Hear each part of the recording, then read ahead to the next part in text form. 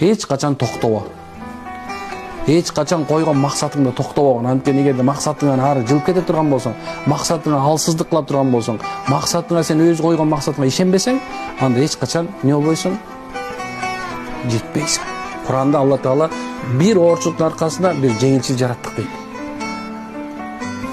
Алла Таала жөн айтып кой, эки жолу кайталап аткан. Алдымдар түшүндүрүп аткан. Андан сен башыңа бир жаманчылык келсе, Аллах сага эки жакшылыкты даярдап койгон. Ошону сөйнөн чөкпө.